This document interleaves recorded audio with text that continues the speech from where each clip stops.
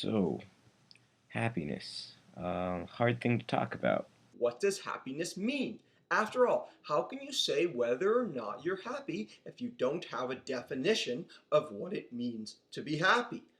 I was recently in a seminar discussion. We were talking about the difference between sorrow and melancholy. We decided that there's a difference between the long and the short term in the word. It took us 10 minutes to come to this conclusion. In the happiness GISP, we've taken 4 months, talking every single week about the subject, but we haven't even defined the term. It's a cliche that happiness is hard to define. It's almost a justification for the study of it. Not just an emotion. Merely an emotion. Meaningfulness based. The good life. It's confusing. Succeeding in accomplishing your dreams. Activities about which we are passionate. It's a word that describes the many ways of feeling well. It pervades the human spirit. Finding a path and making progress. Completely following your own needs. The human experience. So, happiness, in my mind. So while there are a bunch of different ways we can break down happiness into different sub-varieties. Are you happy? Does this mean, are you happy now? Are you happy with your life? Or do you generally feel happy at points throughout your life? Some argue that true happiness must be a perpetual phenomenon. Philosophy considers happiness a state, science a product, and humanity the ultimate goal. Advances in neuroscience and genetics have brought about a more tangible knowledge of our experienced world. Meditation and living with purpose are two things that have had their positive affects scientifically verified. Aristotle described a happy life as one centered in moral goodness. Martin Seligman.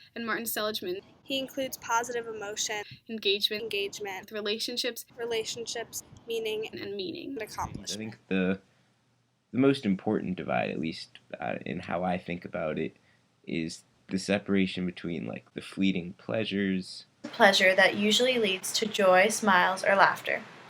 And the lasting contentments.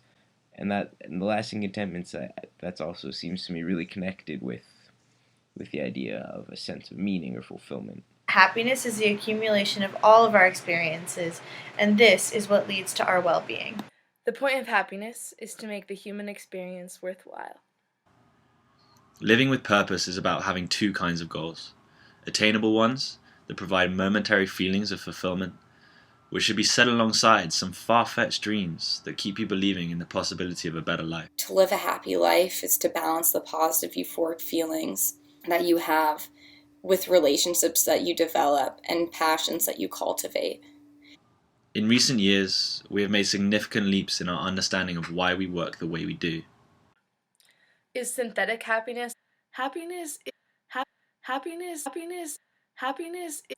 Is synthetic the same as organic happiness?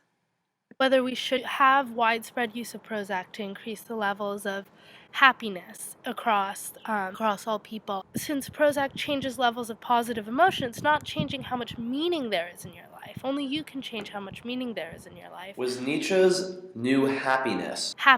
New happiness. New happiness. He conceived that one can never attain true happiness because our emotions are always on a pendulum that swings back and forth from boredom to suffering. Our happiness requires we have something to strive for, or else our contentment turns into boredom.